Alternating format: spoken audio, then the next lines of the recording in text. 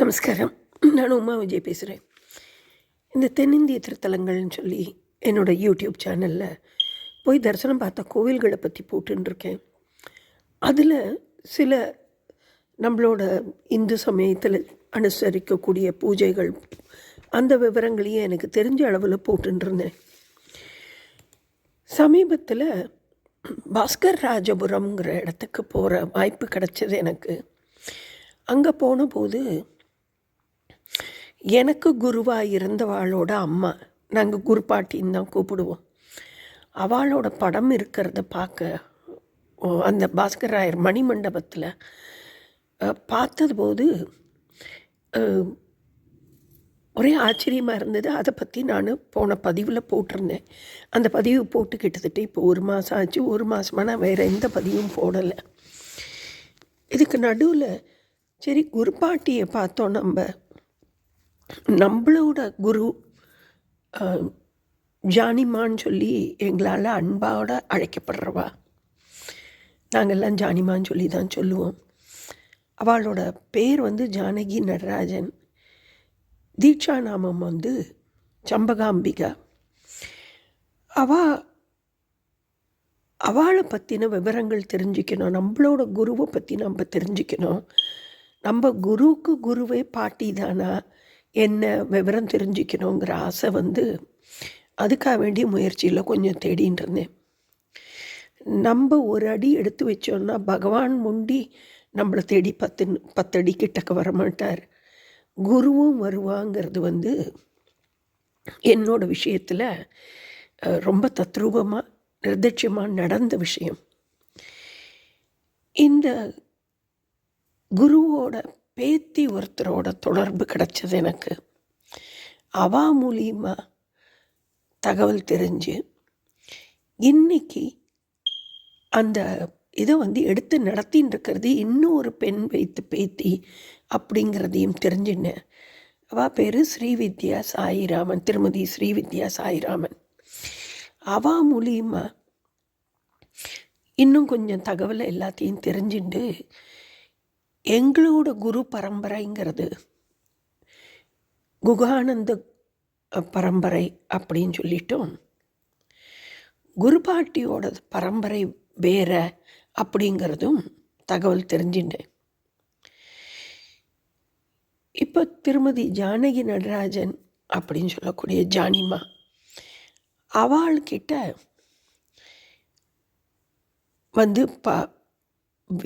வீணை கற்றுக்க வாய்ப்பு கிடச்சிருக்கு. இவள் சௌந்தரலகரி 100 சௌந்தரலகரியும் ஒவ்வொரு சௌந்தரலகரியும் ஒவ்வொரு ராகத்தில் சொல்லி கொடுத்துருக்கா. இன்றைக்கும் அவளோட பரமசிஷ்யாலாக இருந்தவா அதை இன்னும் செஞ்சின்னு இருக்கா, நிறையா பேர் சொல்லி கொடுத்துட்டுருக்காங்கிற விஷயங்கள்லாமும் தெரிஞ்சது. 1970களில் ஜானிமாவோட போய் ஜானிமாட்ட வீணையை கற்றுண்டதும் மட்டும் இல்லாமல் அவா மூலியமாக மந்திரோபதேசமும் எடுத்துக்கிற பாக்கியம் கிடச்சிது. ஆனால் அப்போல்லாம் அதனுடைய முக்கியத்துவமோ இதுவோ தெரியாது. ஏதோ சொல்லி கொடுத்தா, ஆனால் ஜபத்தெல்லாம் கரெக்டாக சொல்லுவோம், அப்படி தான். ஆனால் இப்போ தான் சமீபத்தில் குருமார்களை பற்றி தெரிஞ்சுக்கணும்னு சொல்லும்போது தெரிஞ்சின்ற விஷயங்கள் எல்லாம்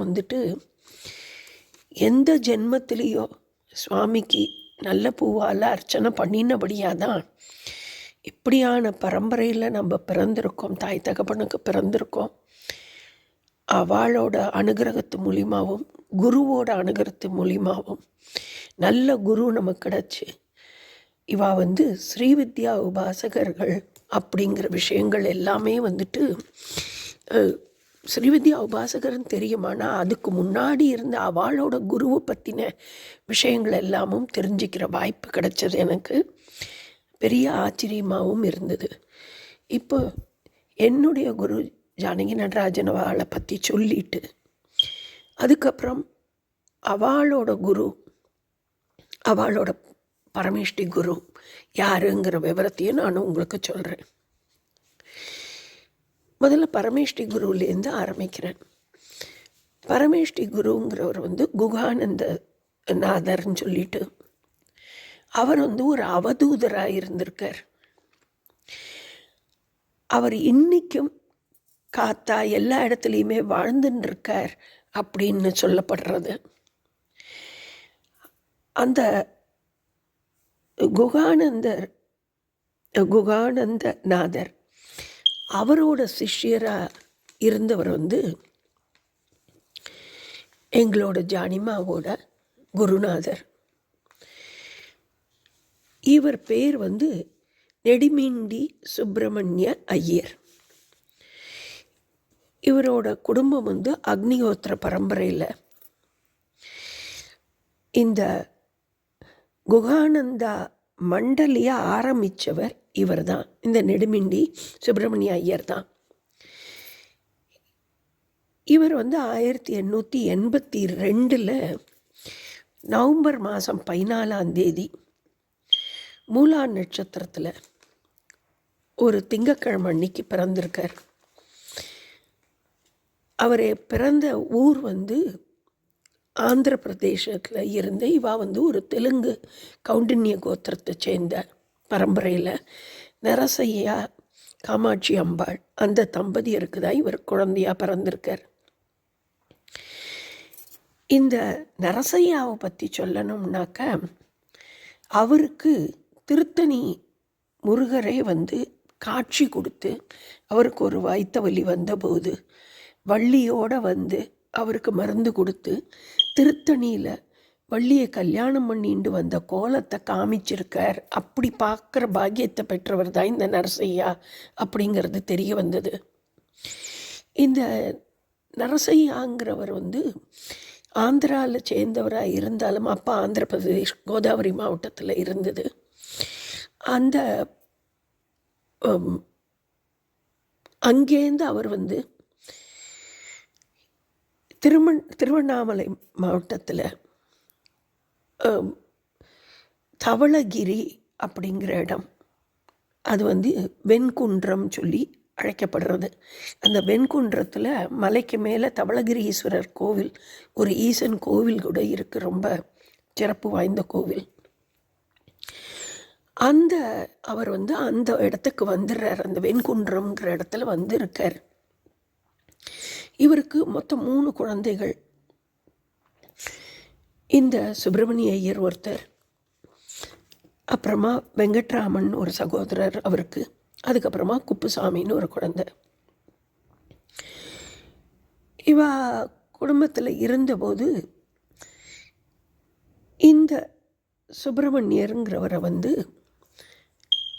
சென்னையில் சைதாப்பேட்டில் டீச்சர்ஸ் காலேஜுன்னு இருக்குது, அதில் தான் அவர் வந்து அந்த டீச்சர்ஸ் ட்ரைனிங்கை 1904 எடுத்துன்ட்டு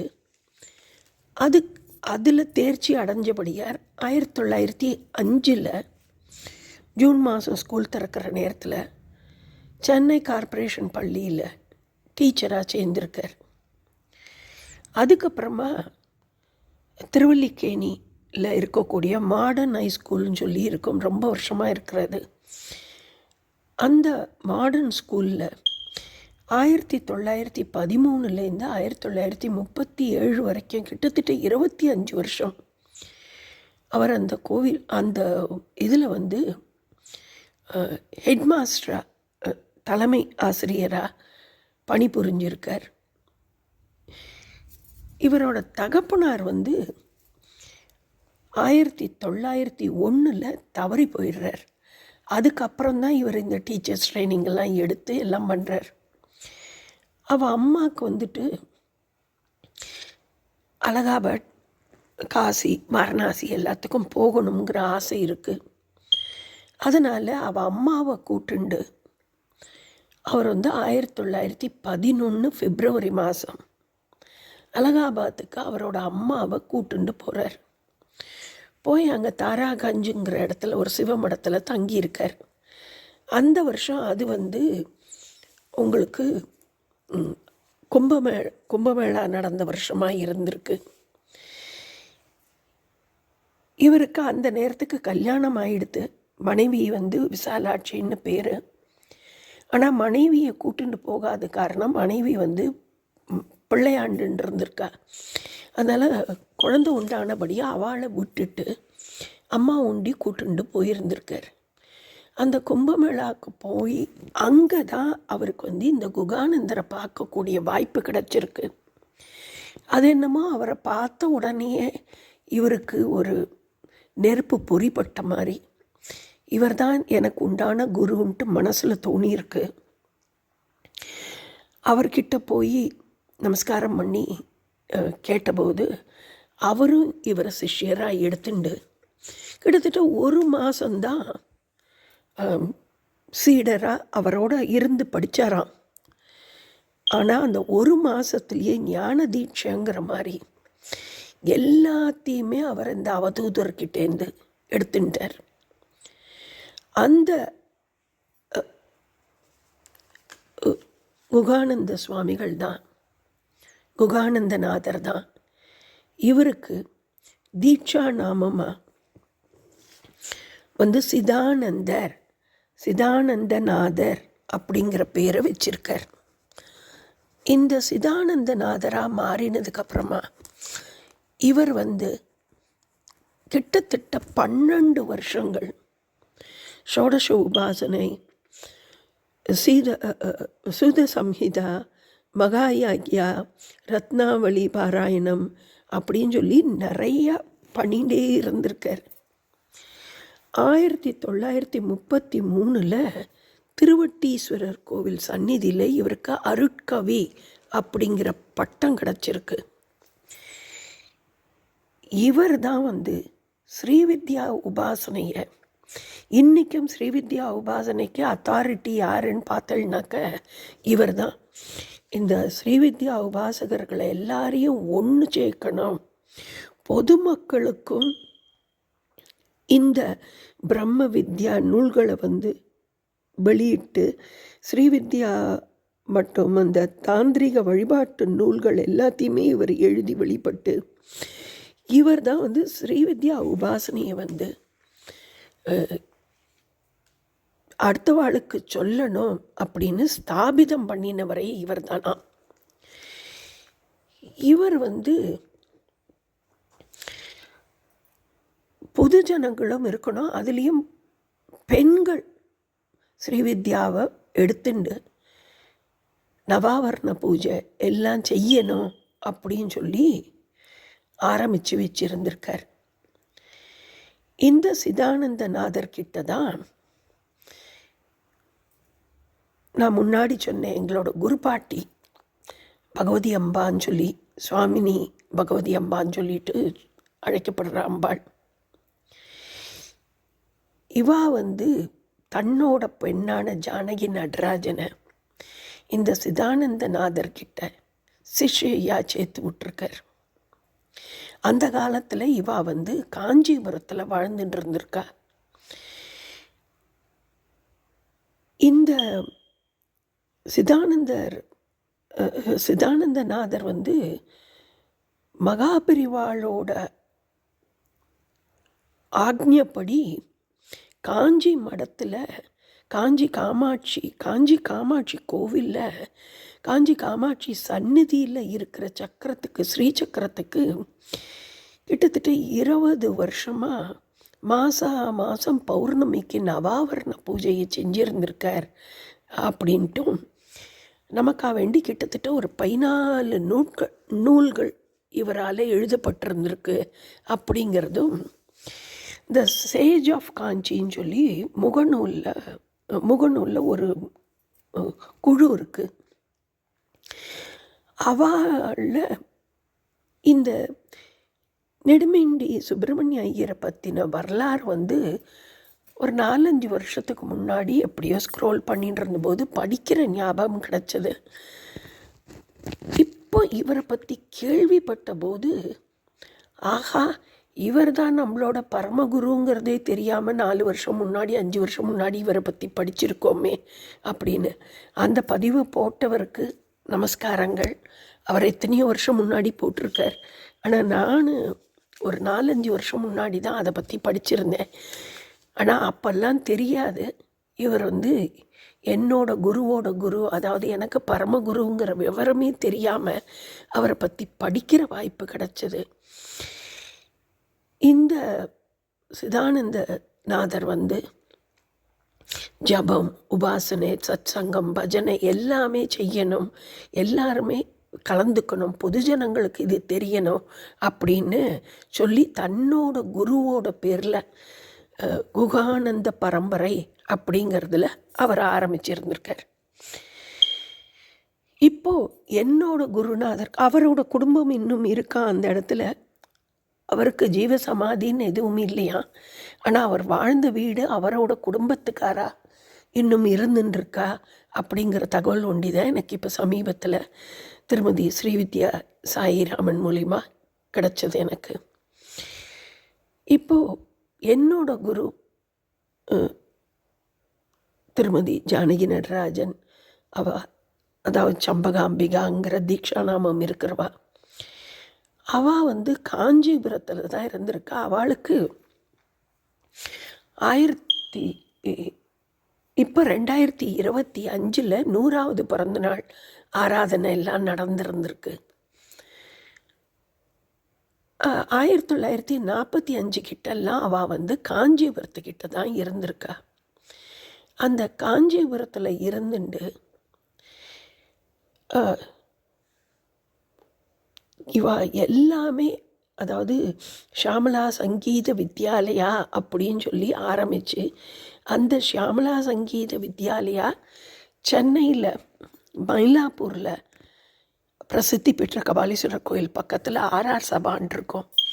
அதுக்கு எதிர்த்த மாதிரி தான் இருந்தால் நாங்கள்லாம் வந்து முதல்ல வீணை கற்றுக்க போகும்போதும் மந்திர உபதேசமான போதும் இவா வந்து பாட்டு மட்டும் இல்லை, வயலின், ஹார்மோனியம், மிருதங்கம், வீணை எல்லாமே சொல்லி கொடுப்பா. அதில் நாங்கள் வீணை உண்டி தான் கற்றுண்டேன். நான் கற்றுண்டது வீணை உண்டி தான் ஜானிமாட்டை கற்றுண்டேன். அப்புறம் சௌந்தரலஹரி ஸ்லோகம் வந்து 100 ஸ்லோகமும் 100 ராகத்தில், ஒவ்வொரு ராகத்தில் ஒவ்வொரு ஸ்லோகத்துக்கும் ஒவ்வொரு ராகத்தில்ன்னு சொல்லி கொடுத்தார். இவாளுக்கு வந்து கல்யாணம் ஆகி அதுக்கப்புறமா பூர்ணாபிஷேகம் ஆகியிருக்கு. மகாஷோடசியா ஆகி அவள் சென்னைக்கு வந்திருக்காள் 1945க்கு பிறகு. வந்து அதுக்கப்புறம் சாந்தோம் கிட்ட இருக்கக்கூடிய முத்துகிருஷ்ண தெருவில் தான் இருந்தா. ஜானிமாவோட பிறந்த நாளுங்கிறது வந்து புரட்டாதி நட்சத்திரம், புரட்டாசி மாதத்தில், செப்டம்பர் மாதத்தில் வரக்கூடிய பௌர்ணமிக்கு செஞ்சின்றிருக்கா. ஜானிமாக்கு மந்திரோபதேசமான நாள் வந்து சித்ரா பௌர்ணமிங்கிறபடியா வருஷா வருஷம் சித்ரா பௌர்ணமிக்கும் ஆராதனைகள்லாம் ரொம்ப சிறப்பாக செஞ்சின்றிருக்கா.